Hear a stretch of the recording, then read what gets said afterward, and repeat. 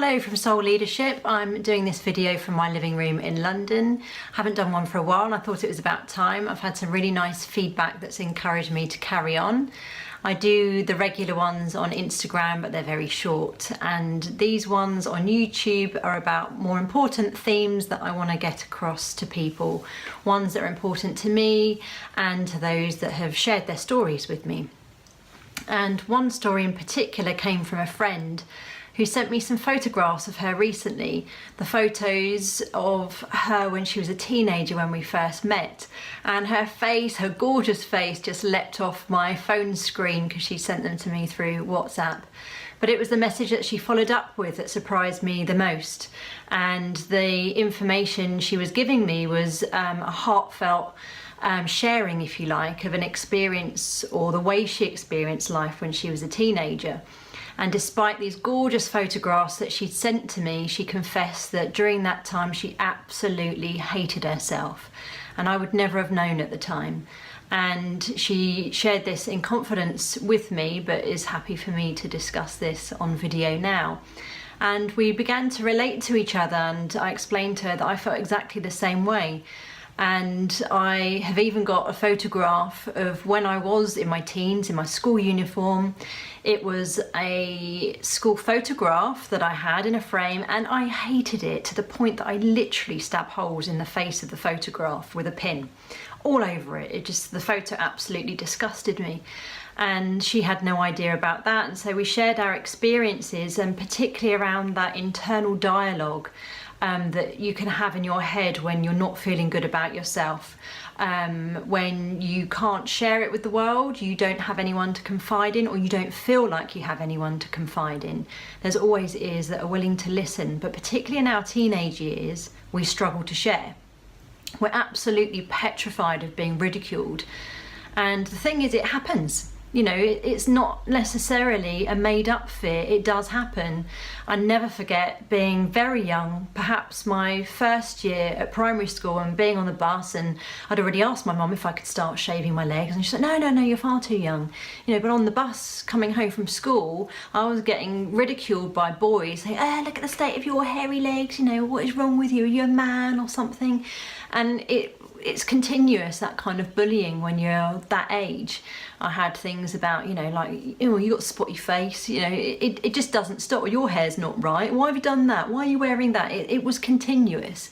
And so it's no surprise that we start to build up a picture of ourselves that isn't as we actually are, because we're always much more beautiful than those hateful words that are coming out of the mouths of other children. And those children aren't necessarily hateful themselves, they're not horrible, but what they're doing is horrible. And it's really hard when you're that age to relate to that other person that's saying horrible things to you, and being able to step out of yourself and try and understand their frame of reference. As teenagers, we tend to go into survival mode. We're trying to compete with each other. We're trying to find our way in the world, and we're suffering. You know, just from the sheer point of fact that we're growing so much, all the surges of hormones that we have. You know, we're exhausted. There's demands on our body and on our minds, particularly in schools all over the world, where there is such a push for achievement, for the school to succeed against other schools, and for us as teenagers to succeed against each other. So it's a really difficult period in our lives. And I remember having times where I'd look at myself in the mirror and I absolutely hated myself.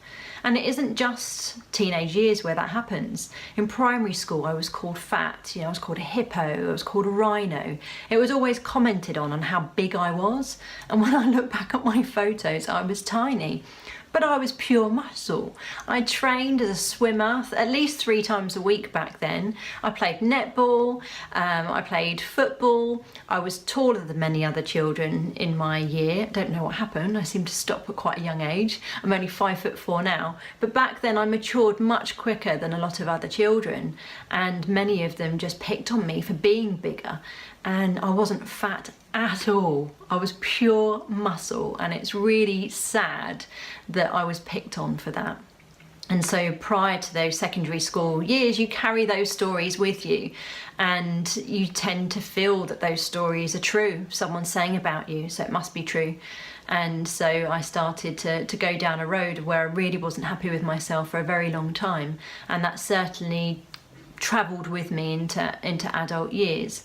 And you know, I have my days now where it's just like, oh gosh, what's happened to your face kind of thing. But thankfully, as adults, we have an opportunity to look at ourselves in a much more mature and objective way.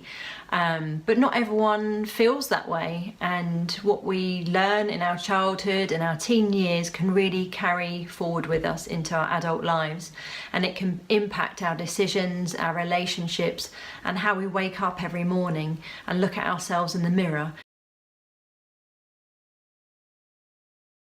If you do have a child or a teenager that you have an opportunity to talk to give them the chance to get off their chest how they're feeling, that is so valuable to them. And even if they're not coming forward with the need to talk, just put it out there to them, because they might be going through such a difficult period that it's hard for them to say or admit to the fact that they need to get some support from you.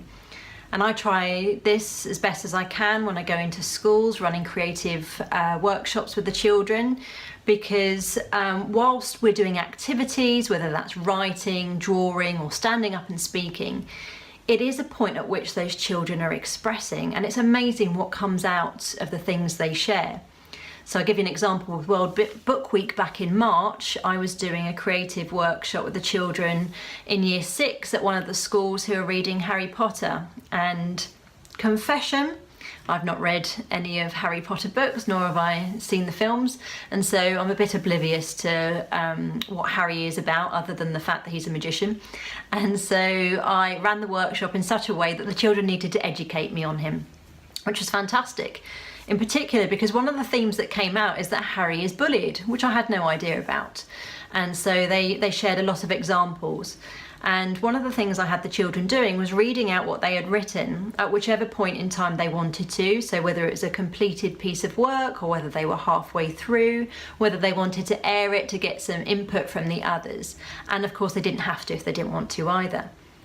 And one of the things I noticed is that some of the children, when they stood up, despite the fact they were stood in a circle of friends, would be reading and their friends would be sniggering and ridiculing. And so I allowed the children to continue reading what they were doing, and then at the end of the session I brought it up and I just made the point that I'd heard it, I'd noticed it, and I see it as a form of bullying, but just because it makes the other person feel uncomfortable. You know, someone's putting themselves out there. Some of these children were nervous and yet they still stood up and read out, which was fantastic. And they need people to support them and get behind them, not make it harder for them. Life's hard enough as it is. And so I made that as a clear point to end the session, in that those children were all part of teams, whether that was their small friendship group, the class that they're in, the year group as a whole, or the entire school.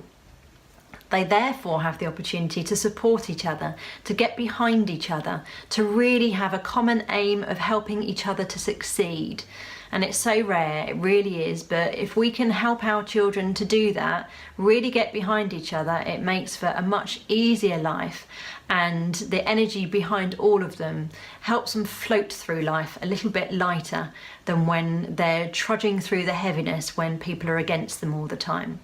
So if you can, I'd encourage you, in any opportunity you have, to lend a pair of ears to a child, to let them speak about anything they're struggling with, and not necessarily feeling like you have to jump in and solve their problems, because sometimes children don't speak because they're worried about the repercussions of us stepping in as adults.